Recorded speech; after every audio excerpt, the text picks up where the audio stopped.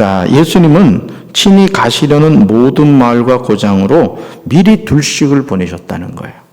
자, 70명의 제자들과 함께 사역하신 것이죠. 자, 2절을 보시면요. 사역의 현장에서 예수님이 느끼신 부분에 대한 내용이 나옵니다. 자, 말씀 같이 읽습니다. 이르시되 추수할 것은 많되 일꾼은 적으니 그러므로 추수하는 주인에게 청하여 추수할 일꾼을 보내주소서 하라. 아멘. 추수할 일꾼을 뭐 하라고요? 보내주소서 하라. 지금 예수님이 하시는 말씀을 여러분 주목해 보시면 사역의 현장에서 예수님이 느끼신 결핍이 뭐죠? 예수님 지금 누구를 찾고 있습니까? 추수할 것은 많은데 일꾼이 적다는 거예요. 자, 예수님은 이 문제를 해결하는 방안으로 추수하는 주인에게 청하여 뭐 하라고요? 추수할 일꾼을 보내주소서. 우리 각부 부장님 되시는 장로님들은 이 기도를 하셔야 돼요. 물론 담임 목사인 저도 마찬가지입니다. 주님, 제가 맡고 있는 부서에 일꾼이 필요합니다. 추수할 일꾼을 보내주소서. 아멘. 왜? 예수님이 그렇게 하라고 했잖아요. 그러니까 여러분, 오늘 우리가 주님의 일을 함에 있어서 항상 기억해야 될 것은 우리의 결핍을 채우시는 분은 하나님이신 줄로 믿습니다. 오늘 우리에게 일용할 양식을 주시고, 그러니까 모든 것이 뭐예요? 구하라, 그러면 너에게 주실 것이요. 찾으라, 그러면 반드시 찾아낼 것이요. 문을 두드리라, 그러면 너에게 열릴 것이니라. 그러니까 우리의 살아가는 삶은 무엇이다? 하나님께 구하며 살아가는 것이다. 자, 예수님의 이 말씀은 오늘도 매우 현실적인 부분입니다. 지금도 지옥을 향해서 가는 영혼들이 너무 많죠. 그들을 지옥의 권세로부터 건져내야 할 추수할 일꾼이 너무 적습니다. 그러므로 지금도 주님은 현장에서 추수할 일꾼을 찾고 계십니다. 주님의 이 부르심에 아멘으로 순종하는 우리 강경제 일개 성도들 되시기를 주님의 이름으로 축원합니다. 자, 두 번째 17절과 20절입니다. 말씀에 순종하여 나갈 때 주님은 모든 필요를 채워주심을 믿어야 합니다. 예수님은 70인을 각 지역으로 둘씩 보내시면서 자, 3절에서요 충격적인 말씀을 하세요. 갈지어다 내가 너희를 보냄이 어린 양을 어디로 보낸 것 같다고요? 이리 가운데로 보낸 것 같다고 말씀하시죠. 정말 놀랍지 않습니까? 예수님 지금 70인의 제자들에게 너무 겁을 주는 것이 아닙니까? 여러분, 어린 양을 이리 가운데로 보내면 어떻게 됩니까? 이리에 먹이가 되고 만다는 거죠. 그런 곳으로 예수님이 제자를 보내신대요. 자, 그러시면서 4절에서 더더욱 은혜가 되지 않는 말씀을 하시죠. 자, 4절 같이 읽습니다. 전대나 배낭이나 신발을 가지지 말며 길에서 아무에게도 문안하지 말며. 아멘. 여러분, 지금 예수님은 제자들에게 선교를 하라는 겁니까? 말라는 겁니까? 어린 양을 이리 가운데로 보내는 것 같다고 하시고 또 뭐예요? 전대나 배낭이나 신발을 가지지 말래요. 여러분, 영혼을 추수하기 위해서 가는 제자들에게 예수님은 전대 가지지 말라, 배낭 가지지 말라, 신발 가지지 말라는 거예요. 또 길에서 아무에게도 문안하지 말라는 거죠. 여러분, 도대체 무엇을 하라는 걸까요? 그러나 여기에 하나님의 놀라운 계획과 은혜가 있다는 것이죠. 오늘 우리가 주님의 일을 함에 있어서 우리가 참 계산을 많이 하죠. 물론 그게 잘못된 것은 아닙니다. 그러나 항상 우리가 염두에 두는 것은 내가 아무리 지혜롭게 계산을 하고 목표를 세운다 할지라도 이 모든 일을 결제하시는 분은 하나님이신 줄로 믿습니다. 그래서 주님의 일을 함에 있어서 우리가 신앙생활을 함에 있어서 기도가 뒷받침되지 않으면 아무것도 할 수 없는 거예요. 제가 늘 말씀드리잖아요. 아무리 최고급 자동차가 있다 할지라도 기름이 없는 자동차는 무용지물인 겁니다. 우리가 주님을 섬기고 또 주님이 맡기신 사명을 감당하기 있어서 우리 사랑하는 성도 여러분들 항상 기도로 준비되시고 그 사명을 감당하게 될 주님의 이름으로 축원합니다. 자, 보세요. 70인이 돌아와서 이제 선교 보고를 하는데요. 자, 17절 내용을 보시면 아주 전혀 뜻밖이죠. 17절 있습니다. 70인이 기뻐하며 돌아와 이르되 주여 주의 이름이면 귀신들도 우리에게 항복하더이다. 아멘. 70인의 제자들에게 예수님의 요구는 너무 부당하게 느껴졌을지도 모릅니다. 모두 가지지 말라, 모두 가지지 말라, 모두 가지지 말라 그랬잖아요.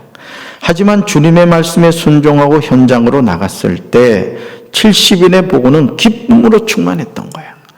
오늘도 우리가 주님의 일을 감당할 때 주님의 말씀대로 순종해서 망했습니까? 여러분 기대하세요. 더 잘되게 하실 줄로 믿습니다. 내 계획과 내 방법으로 잘 됐습니까? 여러분 두려워하셔야 됩니다.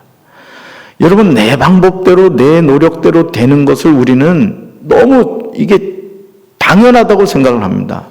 그러나 여러분 우리는 내 방법이 아니라 하나님의 방법, 내 생각이 아니라 하나님의 생각, 내 뜻이 아니라 하나님의 뜻대로 우리가 순종하며 살아가야 될 줄로 믿습니다. 여러분 70인의 보고는 기쁨으로 충만했어요. 심지어 주님의 이름으로 귀신들도 제자들에게 항복하는 것을 보게 됩니다. 사랑하는 성도 여러분, 오늘도 주님의 말씀은 진리인 줄로 믿습니다. 오늘도 복음을 들고 영혼을 추수하러 나아가는 제자들에게 전대, 배낭, 신발보다 더 중요한 것이 뭐예요? 순종입니다. 그래서 어떤 선교사님은 선교 보고를 하면서 그런 이야기를 하더라고요. 저에게 선교 헌금을 보내주는 것보다 더 중요한 게 있습니다. 여러분 저를 위해 기도해 주십시오. 저는 그분의 그 간증이, 그 보고가 미사여구라고 생각하지 않습니다. 여러분 마찬가지입니다. 저도 여러분을 위해서 기도해야 되고요. 또 성도 여러분은 담임 목사 내외를 위해서 기도해 주셔야 됩니다. 또 저와 같이 동역하는 우리 전도사님들을 위해서 정말 기도해 주셔야 돼요. 그냥 훅 지나가지 마시고 박재진, 장대웅, 장정훈, 김세열 어째 아멘이 없습니까? 그렇게 해주셔야 돼요. 그래서 여러분 이 배도 그렇거든요. 배도 그 선장이 물론 강경제일교회 선장은 예수님이세요. 그렇지만 주님께서 부족한 저를 이 교회 담임 목사로 세워주셨잖아요. 그러면 여러분 이 담임 목사가 어떤 마음을 갖고 어떻게 기도하면서 이 교회를 주님의 뜻대로 이끌어가는가는 참 중요하거든요. 저는 우리 강경제일교회가 정말 그런 서로의 기도의 동력을 통해서 아름답게 세워가고 부흥하게 되기를 주님의 이름으로 축원합니다. 자, 7절에서 예수님은 부름을 받은 추수꾼들의 자세에 관해서 말해요. 자, 7절 같이 읽습니다. 그 집에 유하며 주는 것을 먹고 마시라. 일꾼이 그 삭슬 받는 것이 마땅하니라. 이 집에서 저 집으로 옮기지 말라. 아멘. 자, 주님의 일꾼은 주님이 주시는 것을 먹으라는 거죠. 주님의 일을 하는 자를 누가 챙기신다? 주님이 친히 챙기시겠다는 거예요. 이스라엘 백성들이 광야 40년 동안 농사를 짓지 않았지만 굶어 죽은 사람이 하나도 없음을 우리는 기억해야 됩니다. 오히려 광야에서 죽은 사람은 하나님의 말씀에 불순종한 불신앙의 사람들이었어요. 여러분 오늘도 하나님께서는 우리의 생명을, 우리의 삶을, 우리의 모든 것을 책임져 주시는 줄로 믿습니다. 그래서 여러분이 자녀를 위해서 기도할 때 꼭 잊지 말아야 될 것은 주님의 자녀입니다. 저에게 선물로 보내주셨지만 우리 아무개 주님이 보내주셨잖아요. 주님이 책임져 주세요. 주님이 이끌어 주세요. 여러분 그렇게 기도할 때 하나님께서 걱정하지 마. 내가 책임질 거야. 그런 응답을 허락해 주실 줄로 믿습니다. 여러분 주님의 일을 맡은 자에게 주님은 빈손으로 일을 맡기지 않으세요. 사명을 감당할 수 있는 능력과 권능을 주실 줄로 믿습니다. 그래서 여러분 환경과 여건을 달라고 하지 마시고 주님 나에게 감당할 수 있는 힘과 능력을 주십시오. 여러분 날마다 그렇게 구하셔서 주님의 사명 감당하시길 바랍니다. 자, 그러므로 19절을 여러분 주목해서 보시기 바라요. 19절 같이 읽습니다. 내가 너희에게 뱀과 정갈을 밟으며 원수의 모든 능력을 제어할 권능을 주었으니 너희를 해칠 자가 결코 없으리라. 아멘. 내가 너희를 보내니 어린 양을 이리 가운데로 보낸 것 같다고 하셨어요. 근데 오늘 19절 말씀을 보면 내가 너에게 뱀과 정갈을 밟으며 원수의 모든 능력을 제어할 권능을 주었다. 그러니까 너희를 해칠 자가 결코 없다는 거예요. 오늘도 이런 하나님의 은혜가 함께 하실 줄로 믿습니다. 우리는 주님의 이 약속을 굳게 믿어야 돼요. 그런데 이런 감격에 도취되기 쉬운 저와 여러분에게 예수님은 아주 중요한 한 가지를 강조하세요. 즉 제자로서 외적으로 나타나는 현상보다 더 중요한 것이 무엇인지 20절에서 말합니다. 20절 같이 읽습니다. 그러나 귀신들이 너에게 항복하는 것으로 기뻐하지 말고 너희 이름이 하늘에 기록된 것으로 기뻐하라 하시니라. 아멘. 거담이 죽으세요. 너희 이름이 하늘에 기록된 것으로 기뻐하라. 그래서 생명록이 있다는 거예요. 하늘나라예요. 네. 사랑하는 성도 여러분, 우리가 사역을 하는데 귀신들이 우리에게 항복하는 모습만 보기만 해도 얼마나 설레겠어요? 그렇죠? 그러나 예수님은 이런 현상으로 기뻐하지 말라는 거예요. 저와 여러분이 참으로 기뻐해야 하는 것은 이런 외적으로 나타남이 아니라는 거예요. 그렇다면 무엇으로 기뻐해야 돼요? 너희 이름이 하늘에 기록된 것으로 기뻐하라는 거예요. 아멘. 저는 이 기쁨이 저와 여러분이 동참하게 되기를 주님의 이름으로 축원합니다. 하나님 나라의 생명록에 기록되는 이름이 된다는 게 축복이죠. 청와대에서 예를 들어 대통령이 초청을 하잖아요. 근데 여러분이 그냥 청와대 간다고 받아주지 않아요. 명부를 확인하겠죠? 아, 네. 명부 있네요. 들어오시죠. 명부 없으면 어떻게 해요? 못 들어갑니다. 일반적인 만남도 그렇습니다. 하늘나라 마찬가지입니다. 여러분, 우리가 하늘나라 생명록에 기록된다는 거, 여러분 이것을 소원하며 사시길 주님 이름으로 축원합니다.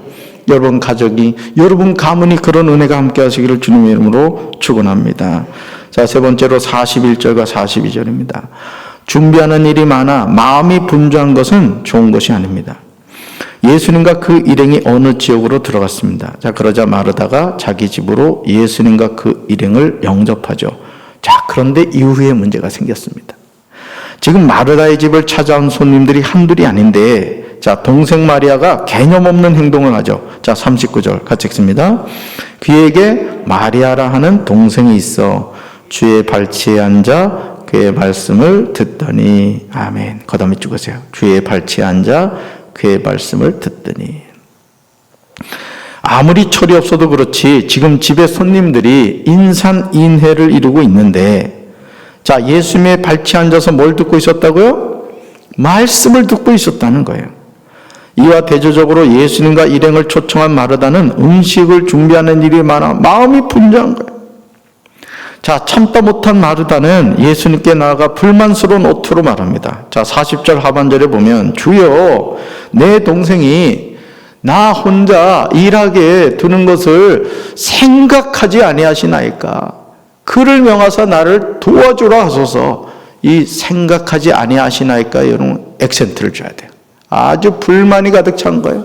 도대체 발치에서 말을 듣고 있는 마리아나 그거를 아무 말도 안 하는 예수님이나 똑같다 이거예요. 그런 마음을 갖고 있는 거예요. 자, 그런데 마르다의 요청에 예수님은 전혀 뜻밖의 말씀을 하세요. 잘 들어야 되는 말씀이에요. 정말 시험 들기 딱 좋은 말씀이죠. 자, 41절과 42절 같이 읽습니다. 주께서 대답하여 이르시되 마르다야, 마르다야, 내가 많은 일로 염려하고 근심하나 몇 가지만 하든지 혹은 한 가지만이라도 족하니라. 마리아는 이 좋은 편을 택하였으니 빼앗기지 아니하리라 하시니라. 아멘. 거담 찍으세요. 마리아는 이 좋은 편을 택하였으니 빼앗기지 아니하리라. 자, 예수님이 말씀하시는 요지는 마리아는 좋은 편을 택하였다는 거예요. 인간적으로 보았을 때 마르다는 예수님과 그 일행을 대접하기 위해서 열심을 내었죠. 그런데 이런 열심이 오히려 마르다를 뭐하게 만들었다? 염려하게 만들었다는 거예요. 정말 주의해야 할 모습입니다. 오늘 우리가 주님의 몸된 교회에서 열심히 헌신하는 것 중요합니다. 열심히 주어진 사명 감당하는 것 중요합니다. 그런데 하나님의 말씀을 듣는 시간조차 없이 기도할 시간조차 없이 열심을 내는 것은 빨간 경고등이 들어온다는 거예요. 저는 우리 사랑하는 성도 여러분들이 하나님의 말씀을 듣고 하나님과의 영적 교제라는 기도의 시간이 조금씩 더 늘어나게 되길 주님의 이름으로 축원합니다. 여러분, 채워짐이 없이 어떻게 우리가 줄 수가 있겠습니까? 오늘도 여러분 이 새벽에 왜 나오셨어요? 얼마나 피곤하세요? 그렇죠? 그런데 여러분 이 기도의 자리로 왜 나오셨습니까? 여러분은 아시는 거예요. 주님이 채워주셔야 오늘도 이 하루를 살아갈 수 있다는 걸 아시는 거예요.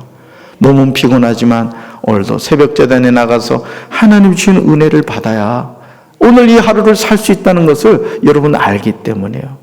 하나님의 채워주심이 여러분과 함께 하시기를 주님의 이름으로 축원합니다. 오늘 저와 여러분이 주님의 일을 하면서 이런 경험을 할 때가 얼마나 많아요. 주님의 일을 잘하겠다고 하다가 오히려 주변에 있는 사람들에게 상처를 줄 때가 적지 않습니다. 그럴 때 우리는 더 좋은 편을 선택하는 지혜가 필요한 거예요. 조금 부족하면 어떻습니까? 조금 허술하게 보이면 어때요?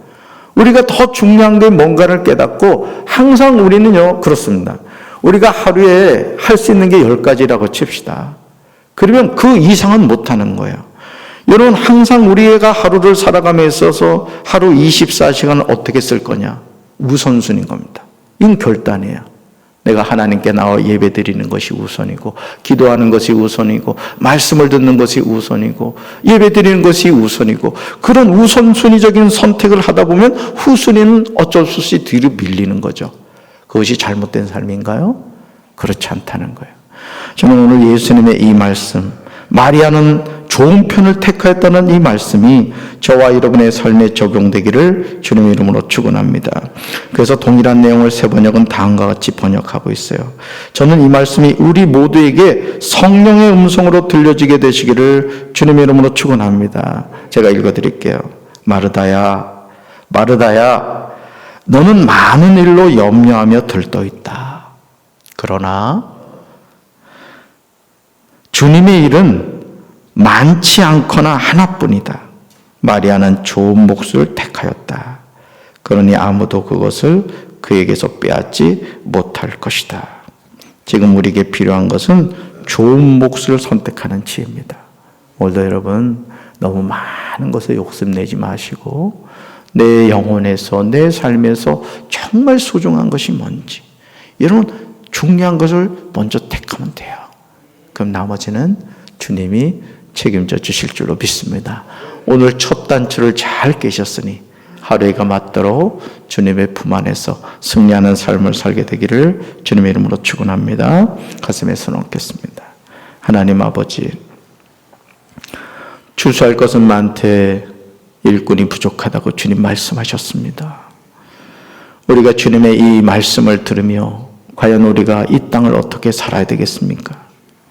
하루하루 우리 살아가는 삶이 주님 계신 천국을 향해 가고 있습니다.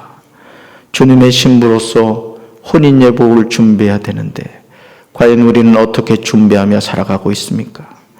우리 눈에 보이는 귀신이 쫓겨나고 병든 자가 치료되는 그런 모습보다 더 중요한 것이 오늘 예수님께서는 우리의 이름이 하늘나라 생명록에 기록되는 것이라고 말씀하셨습니다. 날마다 우리가 이 구원의 기쁨과 감격 속에서 하나님의 말씀을 듣는 것이 내 삶의 우선순위가 되게 도와 주옵소서.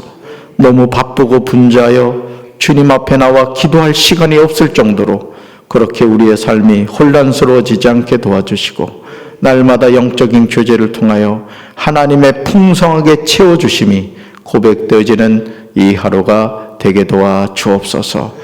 가슴에 손을 얹고 기도하는 우리 성도들 하나님 기억하여 주시길 원합니다. 축복하여 주시길 원합니다. 이 하루도 말씀 안에서 승리하게 하옵소서. 예수님 이름으로 간절히 축복하며 기도합니다. 아멘.